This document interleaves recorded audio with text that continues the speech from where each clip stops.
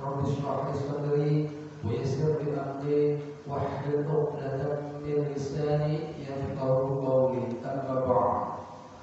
Puji syukur senantiasa kita panjatkan kepada Allah Subhanahu wa taala, tentunya atas berbagai macam nikmat, terutama nikmat iman wa Islam, nikmat sehat wa afiat serta panjang umur, juga nikmat kesempatan pada pagi hari ini yang cerah, yang masih belum kita masih diberikan kekuatan oleh Allah Subhanahu wa taala menjalankan kewajiban, yaitu sholat subuh secara berjamaah dan dilanjutkan dengan kajian. Salawat sering salam terlupa kita sanjungkan kepada baginda kita Nabi besar Muhammad sallallahu alaihi wasallam, keluarga sahabat serta umat Islam yang istiqomah dengan sunnah-sunnahnya, mudah-mudahan kita termasuk di dalamnya dan mendapatkan syafaat baginda Rasulullah sallallahu alaihi wasallam yaumil qiyamah. Amin ya rabbal alamin. Jamaah salat subuh dirahmati Allah, kita akan lanjutkan kajian tentang syarah hadis pilihan Bukhari Muslim. Insyaallah terus kita akan bahas tentang sholat. Ini kita akan coba membahas tentang qada sholat yang tertinggal.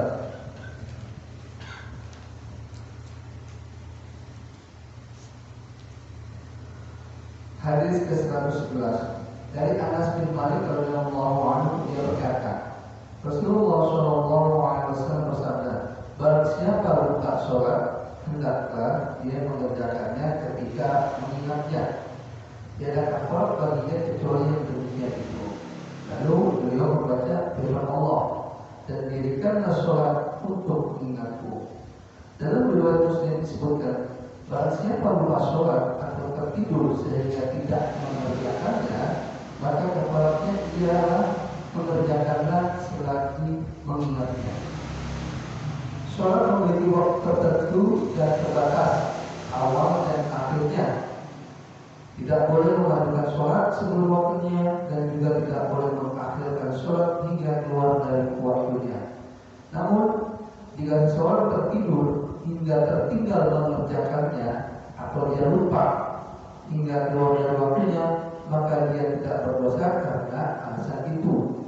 Dia harus langsung mengqadanya selagi sudah mengingatnya dan tidak boleh menundanya, karena kafarat pengakhiran ini ialah setelah mengqadanya dalam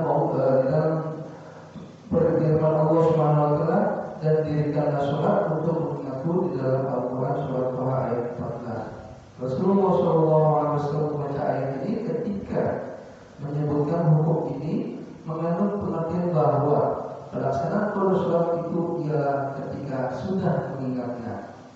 Para ulama saling berbeda pendapat, apakah boleh menundanya ketika sudah mengingatnya atau harus langsung mengerjakannya. Jumhur ulama mewajibkan pelaksanaannya secara langsung. Mereka yang berpendapat seperti ini ialah tiga imam, Abu Hanifah, Imam Malik, Imam Ahmad, dan para pengikut mereka. Sementara Asy-Syafi'i mensunahkan pelaksanaannya secara langsung dan boleh menundanya. Asy-Syafi'i berhujjah bahwa ketika Rasulullah SAW dan para sahabat tertidur, mereka tidak melaksanakan qada sholat di tempat mereka tidur, tapi beliau memerintahkan agar mereka menghela hewan-hewan mereka ke tempat lain, lalu beliau sholat di tempat tersebut. Sekiranya qada ini wajib dilaksanakan secara langsung seketika itu pula, tentunya mereka juga sholat di tempat mereka tertidur. Adapun jumhur berhujjah dengan hadis dalam bab ini yang langsung menyebutkan sholat secara langsung, mereka menanggapi hujjah Asy-Syafi'i bahwa makna langsung di sini bukan berarti tidak boleh menundanya balik sejenak dengan tujuan untuk lebih menyempurnakan sholat dan memurnikannya.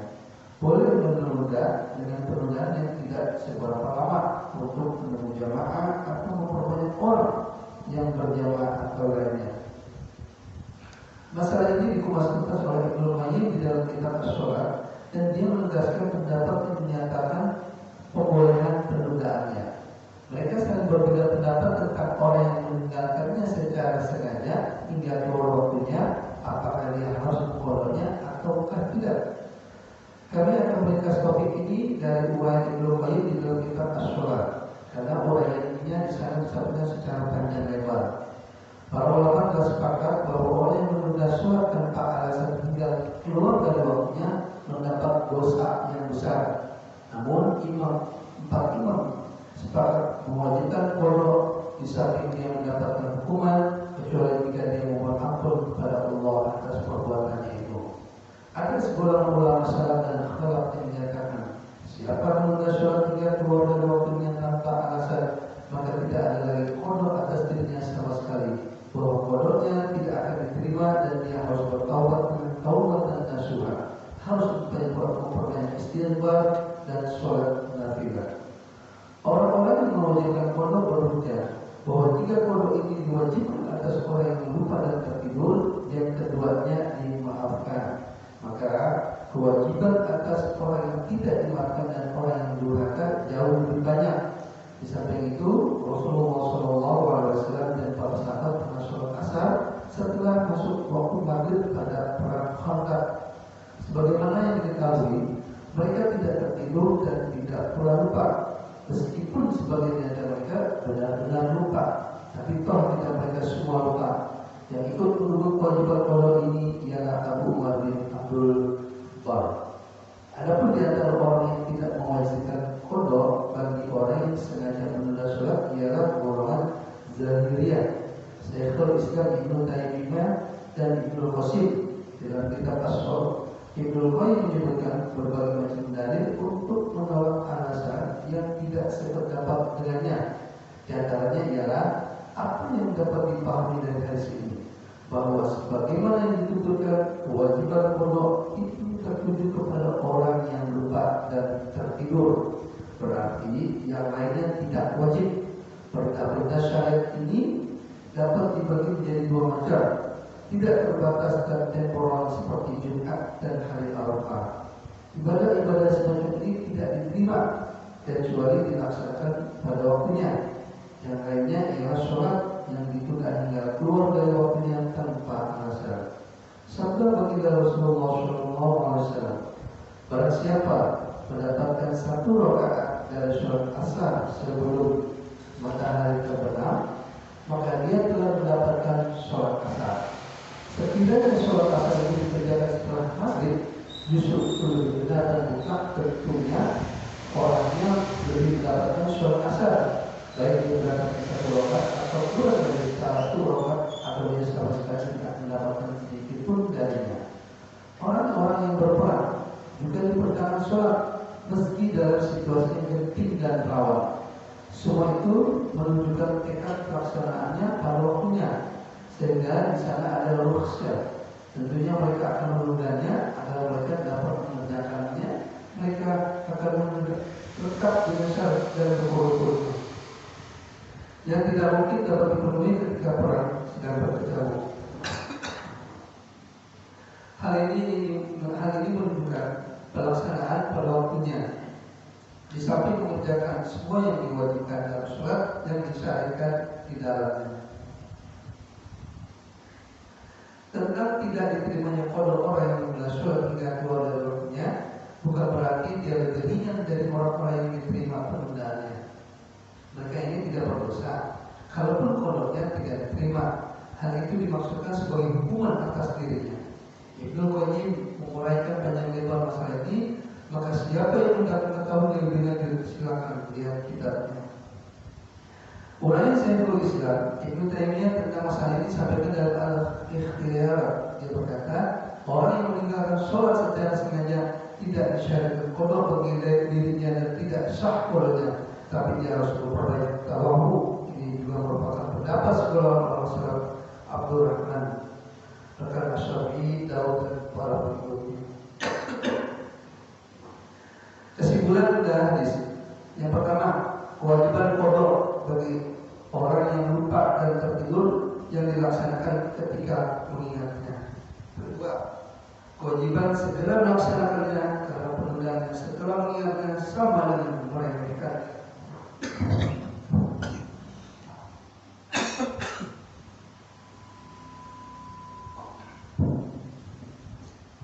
Yang ketiga, tidak ada dosa bagi orang yang menunda sholat, bagi orang yang mempunyai alasan seperti lupa dan tertidur, selagi dia tidak mengabaikannya seperti tidur setelah masuk waktu maksud atau menjadari dirinya tidak memperhatikan waktu, sehingga dia tidak mengambil sebab yang dapat membangunkannya pada waktunya. Kafarat yang disebutkan di sini bukan karena dosa yang dilakukan, tapi makna kafarat ini bahwa karena meninggalkan sholat itu dia tidak bisa mengerjakan yang lainnya seperti membukakan, memerdekakan budak atau ketaatan lainnya. Berarti dia tetap harus mengerjakan sholat itu. Alhamdulillah sudah kita adakan satu hadis hadis ke-111 tentang qada sholat yang ketiga, di mana dijelaskan di sini barang siapa lupa sholat atau tertidur sehingga tidak mengerjakannya, maka kafaratnya ia segera mengerjakan selagi mengingatnya. Dan di sini banyak perbedaan pendapat, namun yang paling kuat adalah di dalam hal ini kewajiban qada bagi sholat orang yang lupa dan tertidur dilaksanakan ketika dia mengingatnya. Kemudian segera melaksanakannya, jadi tidak boleh ditunda. Jadi kayak sholat subuh nih, hari ini ketiduran, kalau bisa begitu bangun tidur langsung segera sholat subuh supaya tidak berlama-lama untuk menunda melaksanakan sholatnya, karena memang masih tetap dianjurkan untuk melaksanakan sholat. Maka di sini di dalam kondisi perang pun aja kita dianjurkan tetap untuk melaksanakan sholat, walaupun di sini dijelaskan dalam pelaksananya ditunda-tunda karena memang keadaan dalam keadaan genting sehingga pelaksanaannya agak ditunda. Keadaan inilah yang menyebabkan ditunda, namun tetap kewajiban dalam melaksanakan sholat harus dilakukan.